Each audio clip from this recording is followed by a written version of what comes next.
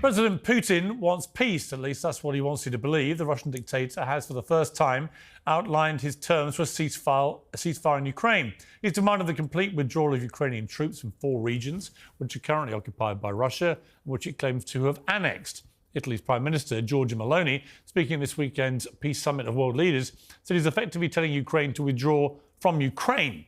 But if Putin's real aim was to feign innocence for his apologists and score another propaganda victory, he may have been successful. Well, to debate all this, I'm joined by Professor Geoffrey Sachs, returning to Uncensored. Professor, great to see you. Oh, it's great to be with you. Thank you so much, Piers. We had a great reaction to our last debate, which was as lively and provocative as I hoped it would be. So I hope we'll get the same again now. I just want to ask you, this Putin peace plan isn't really a peace plan. What he's saying is all the land I have illegally stolen, I want to keep. Isn't that what it boils down to? Well, there are 2 issues. One is no NATO enlargement, and the second is this territorial issue. It involves Crimea and what they claim is 4 regions of Russia. To my mind, this is overwhelmingly about the first issue, is about NATO, because that's been the issue on the table for 30 years. Territory was not on the table until 2 years ago, but for 30 years, NATO was on the table. I think the territorial issues, if I may say, are probably negotiable, at least in part. Of course, there's been a war going on for 10 years now and an escalation during the last 2 years. I think the non-negotiable parts of what Putin is saying, I would guess really non-negotiable, so we have to think about them, is that NATO will not enlarge to Ukraine. And I think Crimea is non-negotiable for Russia's core security interests and perceptions and history. So I think what's really absolutely core to what President Putin is saying is he would like to stop the war. He doesn't want to take over Ukraine. He doesn't want to take more of Ukraine. On the combat line right now, on the contact line, he doesn't control all 4 of these provinces, and I doubt that he would insist on that. I do think that he would hold out for Crimea. Almost every Western analyst and expert agrees with that, and there are many reasons for that. But what I do think is at the core of this all along was Russia, throughout its history, has always believed in keeping some safety from the West, which has repeatedly invaded Russia. And after the end of the Soviet Union in 1991, the US and Germany had said to Gorbachev and to Yeltsin, we won't expand NATO 1 inch eastward. But then, like always with the United States, they lied, they cheated, and they started the expansion. And then the Russians, I was observing this all along, the first expansions, which were in Central Europe, didn't come too close to Russia. And they said, we don't like that. You cheated. You told us no. But OK, that's Hungary, Poland, and Czech Republic. That was 1999 under Clinton. But then it just kept coming and kept coming and kept coming. And they said with rising decibels and rising fervor, stop coming closer. And their ultimate red line has been consistent. It is Ukraine and Georgia. Why? Well, it goes back, Piers, to the British Empire, to 1853 to 1856, actually to Lord Palmerston. He had an idea: surround Russia in the Black Sea, render Russia's fleet in the Black Sea in Sevastopol, which was there in 1853, just like it's there in 2024, render it essentially inoperable, control the Dardanelles. This is a long story. And then Russia is a second or third rate power. And President Putin is responding to what has been a British imperial attempt for 175 years and a U.S. attempt since 1991, basically to surround Russia with NATO. And what Putin has been saying is, don't do that. Stop. Leave Ukraine as a kind of buffer zone. And Ukraine was perfectly happy with that, and public opinion was perfectly happy with that, and they didn't want to join NATO. And in 2009, they elected Viktor Yanukovych, who promised them neutrality, which was the promise that Ukraine itself had made in declaring its independence, that they would be permanently a neutral country, because they're in between West and East. They're in between Europe and Western Europe, or the European Union, and Russia. So they wanted just, okay, we'll be neutral. But then the United States did team up to overthrow Yanukovych in February 2014, and that's when this war started. That's when Russia stopped saying, well, we'll lease a base in Crimea, rather, we'll take back Crimea. We don't want it to fall into NATO hands, just like the Tsar did not want Sevastopol to fall into Palmerston's hands. So this is basically a long, long story. I think the rest is negotiable. I basically think either the US and Europe don't understand what they're doing, which is not impossible, or they're still on what has been a 30-year neocon agenda, which I know about in detail, which is get NATO all the way to surround Russia, because that was the plan of Zbigniew Brzezinski and Dick Cheney and others going right back to the 1990s. They still want to do it, and they think they can still accomplish this. Okay. Putin Listen, did not say, I'm going to take all... All right, with respect, you've given a very, very long answer, but I come back to my initial question, which is ultimately... You know, listen, you've been through a lot of the history there, and some of the points are arguable, but a lot of people I've heard express similar sentiments about some of the background to this and about Russia's concern about the encroachment of NATO and so on. But it doesn't change the fact that Russia illegally invaded a European sovereign democratic country, that it's helped itself to vast swathes of the land, and that latest polls show that the vast majority of Ukrainian people do not want to cede an inch of the land that's been taken to Vladimir Putin or the Russians.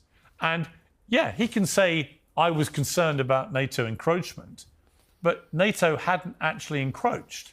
So he is preemptively doing this. And if ultimately he's allowed to take this land, what message does that send the rest of the world, the rest of Europe, the other neighboring countries to Ukraine? Why should we have any confidence after Crimea, after Georgia, after Ukraine now, that he wouldn't just carry on attacking and invading other neighboring countries? That's where I find your, I wouldn't say trust, I don't think that's the right word, but you seem very reliant on accepting Putin's worldview rather than perhaps the stark reality of the barbarism with which he's executed this war. Yeah, maybe because I know too much about the United States, because the first war in Europe after World War II was the U.S. bombing of Belgrade for 78 days to change borders of a European state. The idea was to break Serbia, to create Kosovo as an enclave, and then to install Bondesteel, which is the largest NATO base in the Balkans, in the Southwest Balkans. So the U.S. started this under Clinton, that we will break the borders, we will illegally bomb another country. We didn't have any UN authority. This was a, quote, NATO mission to do that. Then I know the United States went to war repeatedly, illegally, in what it did in Afghanistan, and then what it did in Iraq, and then what it did in Syria, which was the Obama administration, especially Obama and Hillary Clinton, tasking the CIA to overthrow Bashar al-Assad.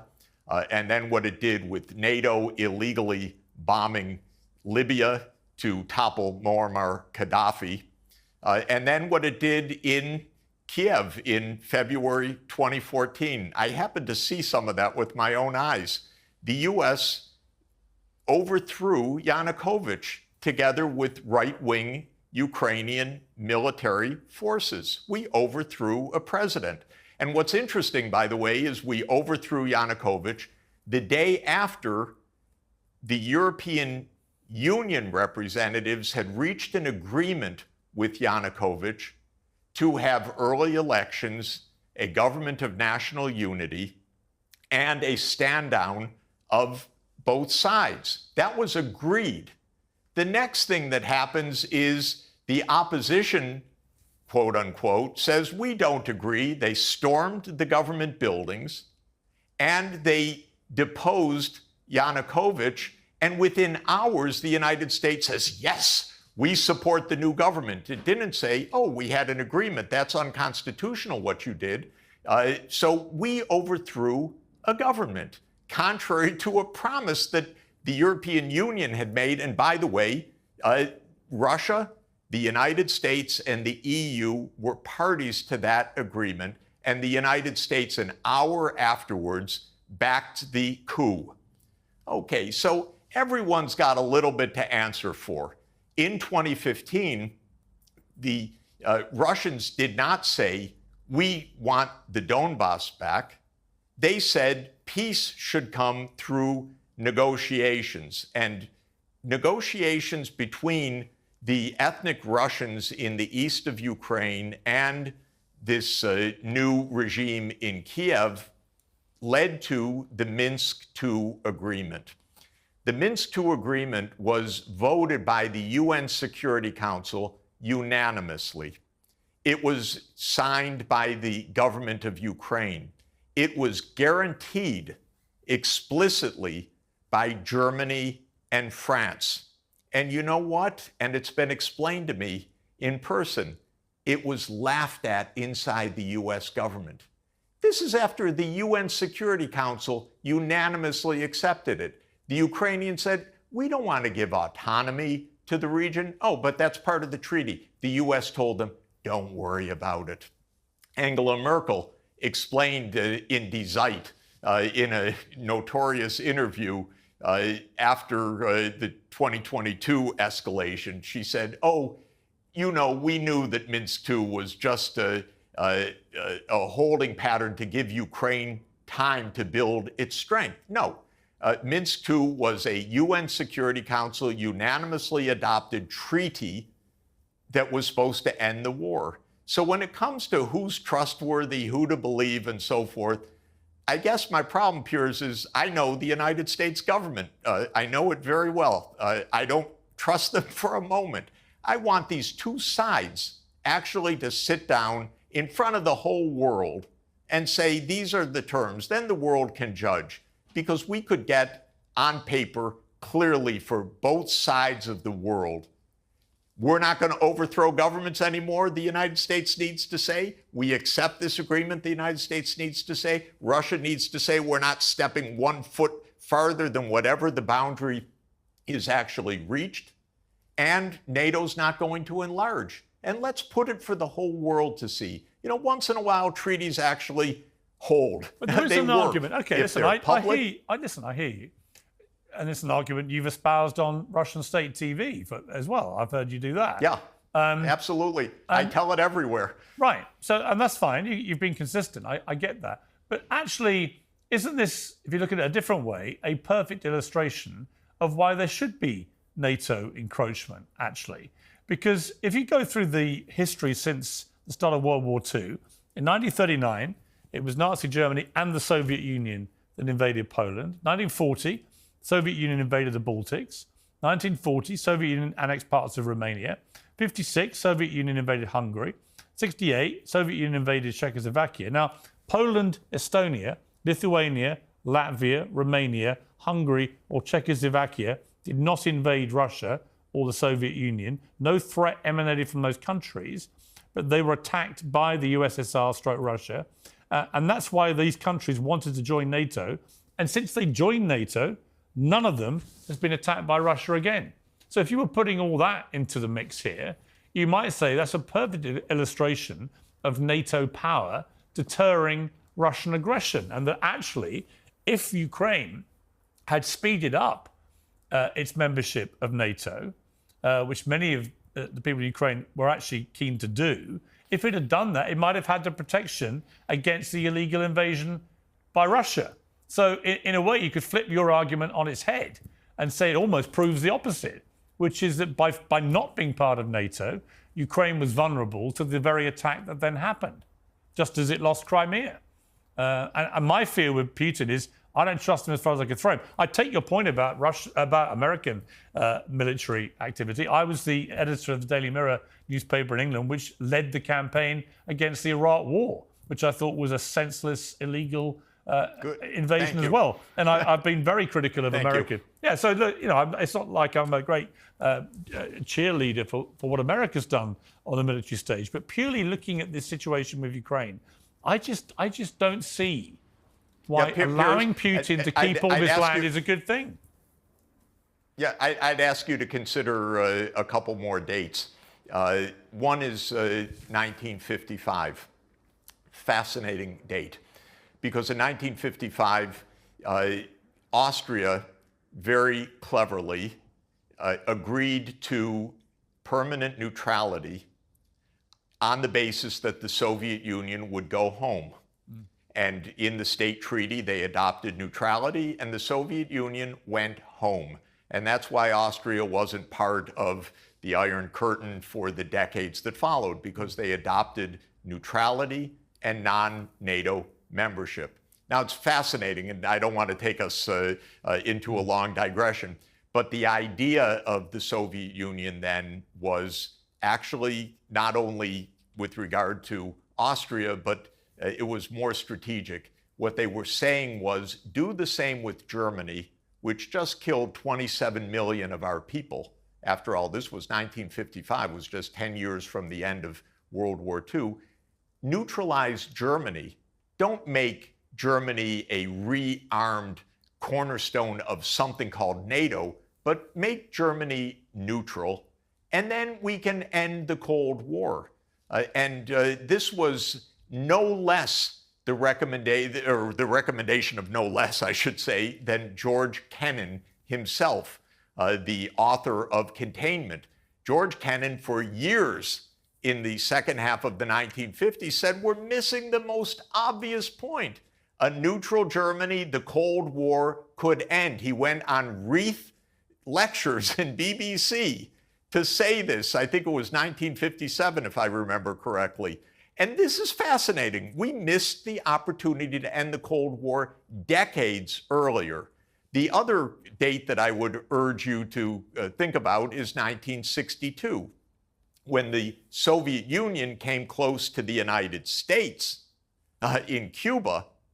The U.S. said, Monroe Doctrine, you don't come anywhere close to our hemisphere. We nearly had nuclear Armageddon in 1962.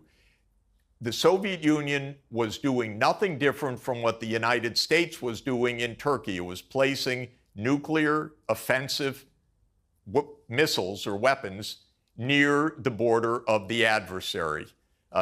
Actually, Khrushchev said, I don't want war with them. I just want to do what they're doing to us. It nearly led to nuclear annihilation. It's good for superpowers to keep a little distance. The United States is expansionist. If you say the Russians are expansionist or the Soviet Union is expansionist, keep a little space between them. And that's what President Putin has been saying for more than 2 decades. Keep a little space, be prudent. We don't want the United States right up against our border. And the U.S. has really provoked it, not only overthrowing a Ukrainian president, bad judgment in my opinion, but also unilaterally walking out of the anti-ballistic missile treaty in 2002, unilaterally placing Aegis missiles in Poland and Romania.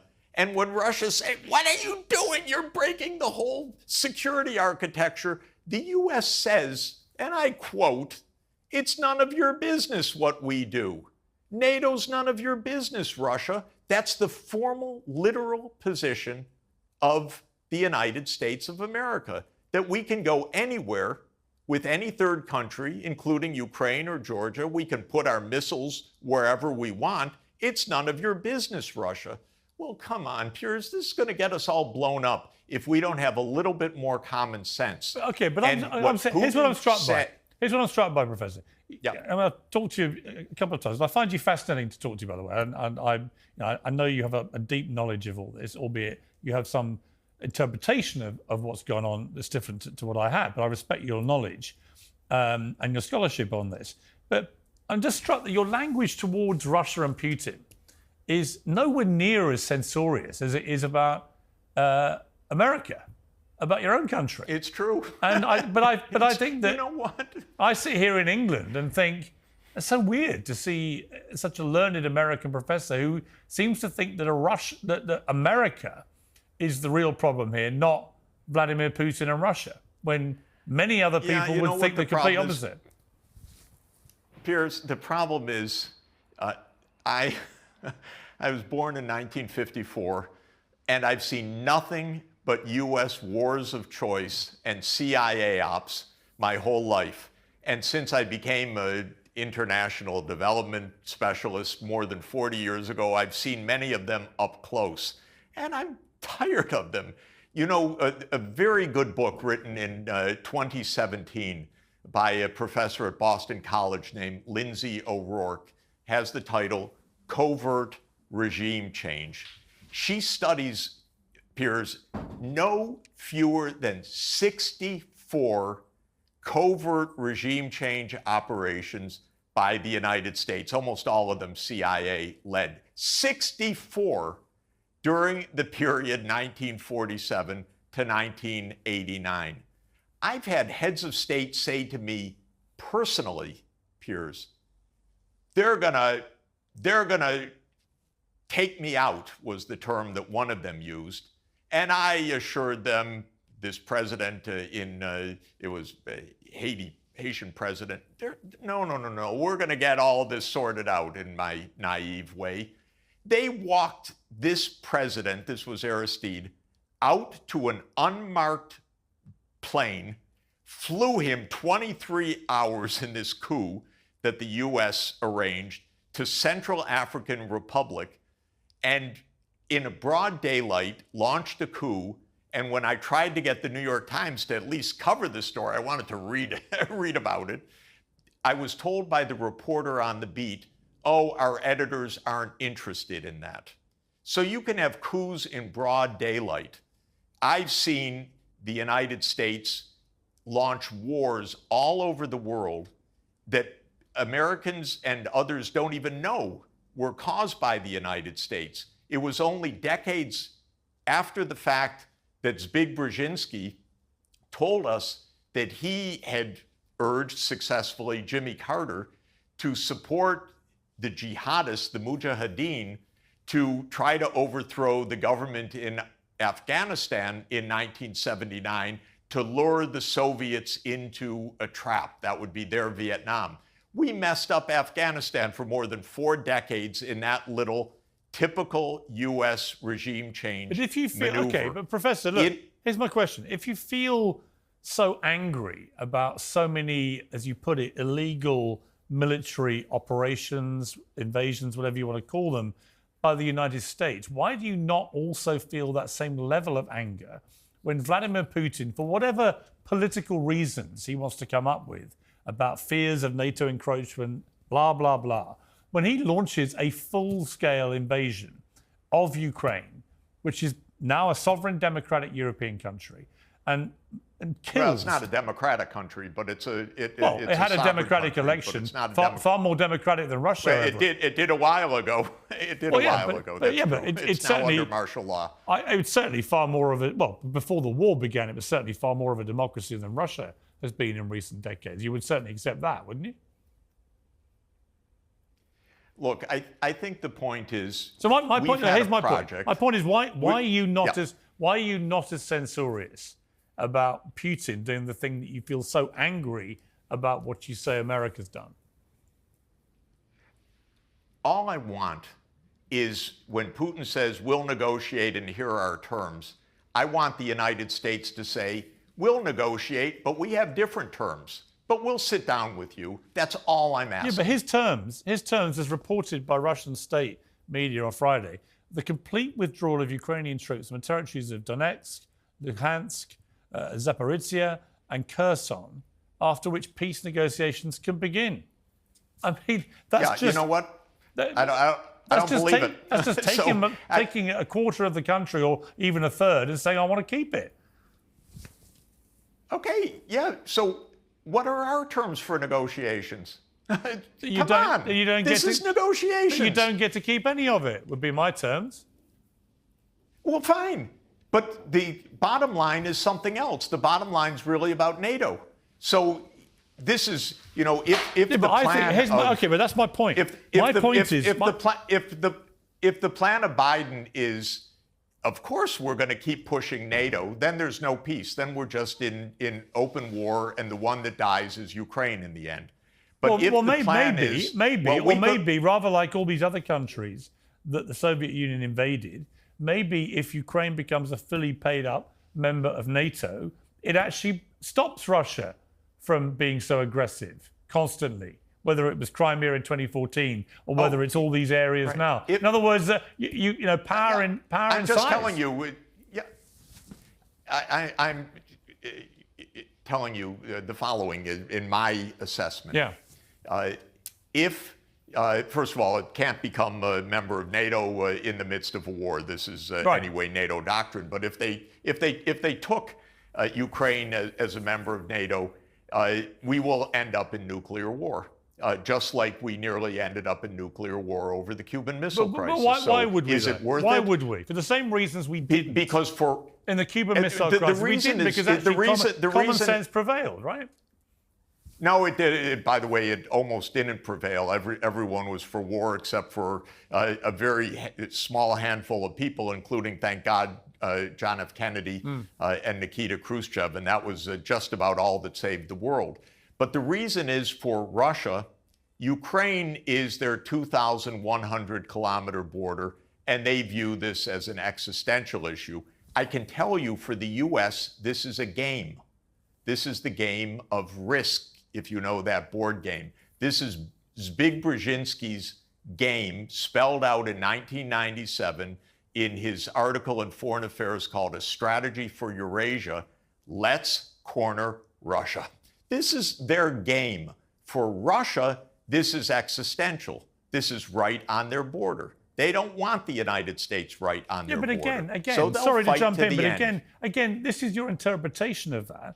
But the other interpretation the other interpretation is that to stop Russia invading its neighboring countries, that's what NATO's about. And it's proven very successful with all those countries that attacked before haven't been attacked since because they're part of NATO. So this is it could be, Piers. It's the other argument. It could be, but no, you're right. You're right, but then it could be nuclear war. That's all I'm saying. But why would Vladimir Putin, who is apparently, Elon Musk says he's the richest man on earth and loves his material things, whether it's chateaus or super yachts or whatever it may be. Why would somebody with that mentality, in other words, not an Islamic fundamentalist who has nothing, who wants to kill himself for the cause and believes he's going to, meet 70 virgins up in wherever they end up going, why is somebody with Putin's materialistic, capitalistic mentality, why would he even contemplate Armageddon and losing everything? That's not what he's about. He hasn't got that mentality. He's not a suicide bomber, is he? I think it's useful for all of us and you and everybody listening to go online and read a memorandum by one of our best diplomats, William Burns, who happens now to be CIA director, but in 2008 was the U.S. ambassador to Russia. And he wrote a secret memo back to Condoleezza Rice, Secretary of State. Julian Assange enabled all of us to see the real discussion, not the superficial patter and narrative. And he explained this isn't about Putin, this question of NATO. This is the entire Russian political class, everybody. And the memo famously is called Niet means Niet. That for Russia, this isn't Putin, this isn't one person, this isn't a lark. This is viewed by Russia as existential. This is viewed by Russia as do not stand on our borders, period. Especially now that the United States has abandoned unilaterally the anti-ballistic missile treaty. It has abandoned the international nuclear force. Now Stoltenberg who's well, anyway, he's just parroting the U.S., saying we are going to stock up on our nuclear armaments. They're not going to accept it. It's not Putin. It's Russia. And by the way, you would feel the same way in their position. And the United States absolutely felt the same way when that was tested. And we have this doctrine, by the way, which is even more remarkable. Since 1823, we've said no foreign powers in the entire Western Hemisphere, not just on our border, but the entire Western Hemisphere. And that doctrine, that Monroe Doctrine, was reiterated. I was sitting there when Donald Trump reiterated that in the UN General Assembly. That was for the whole Western Hemisphere. So it's perfectly understandable, and it's not about Putin. It's about Russia's absolute core national security. Don't come up to our border. Perfectly sensible. Professor Sachs, great to talk to you again. I find our conversations fascinating. Wonderful to be with you. I really enjoy it. Thank you. Really appreciate it. Thank you very much.